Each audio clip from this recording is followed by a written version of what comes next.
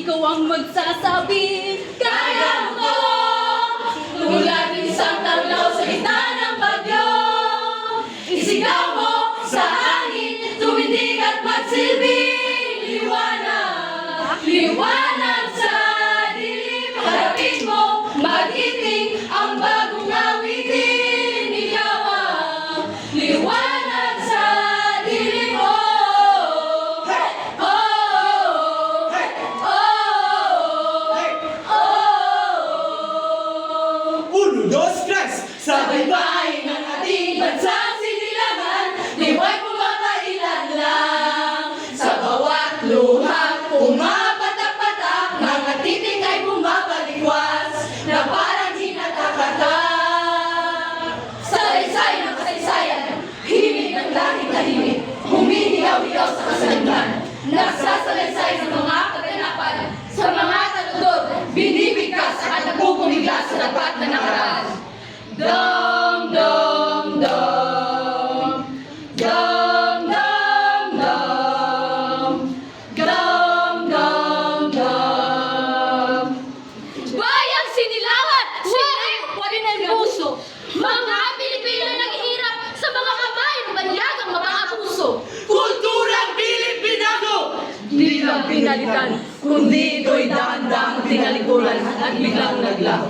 Bagkos sa mga kaganapan, maraming taong pumayot na naging sandigan. Milyon-milyon sa bayan ang humahanga sa kanilang talino at abilidad na parang sapul na sapul sa isang banga. Oh, oh, oh, oh, oh, oh, oh, oh,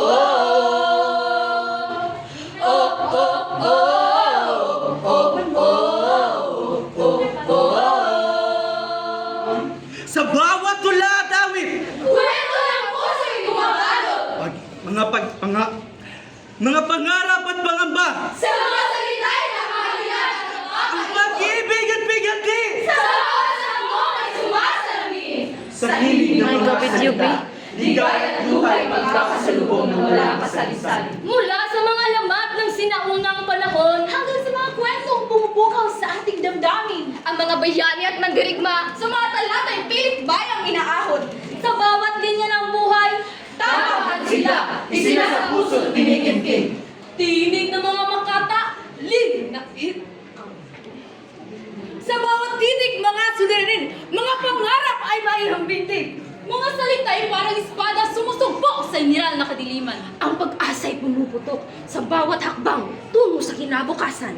Zungali-gali, zungali-gali-gali, zungali-gali, zungali-gali-gali, zungali-gali, zungali-gali-gali, zum-zum-zum-zum-zum, zum-zum-zum-zum-zum, zum-zum-zum-zum-zum.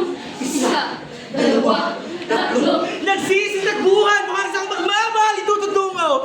4, 5, 6. Pati ang pagbuwis ng buhay ay may hahambing din. Ay inihinog kong bayang Pilipinas, parang isang ibon nakagulong sa kasalimlan at parang ibon di magalmas. Umiiyak, sumisigaw na isang himig na tulong! Tulong! Tulong! La la la la la la la la la la la la la la la la. La la la la la la la la la la la la la la la la. La la la la la la la la la la la la la la. Sa bawat pahina ng aklat, kaalaman ay bumabalot, mga aral at karanasan sa mga tulay ipinapakita at di nababalot. Sa bawat kwento at tula, bayan ay nabubuhay. Kultura ay nananataytay sa bawat himig na nanginginig. Umahal namin bansang Pilipinas, ikay sagisag na kayamanan sa panitikan. Sa bawat salita at talata, liwanag ang taglay na bisa. Sa pag-awit at pagsulat, ating kinakalinga. Ang kultura at identidad sa bawat kwento ay pinapaigting ng paghanga. Manakit, kisingsing kong mana, kalulong puso ko, maminuyake ka. Bagkos, Pilipinas ay nakawala na.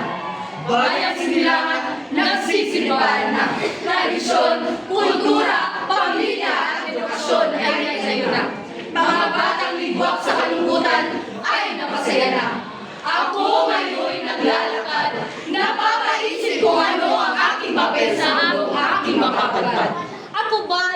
instrumento? Ako ba ang musika ng pag-asa? Sa pagulita ng isang gawain may kabuluhan at sa tinatawag nating mababago na kasama ka. Sa baybayin ng ating bansang sinilangan, diwa'y pumapailan lang. Sa bawat luha, umapatak-patak, mga titik ay bumabalikwas na parang ginagakata.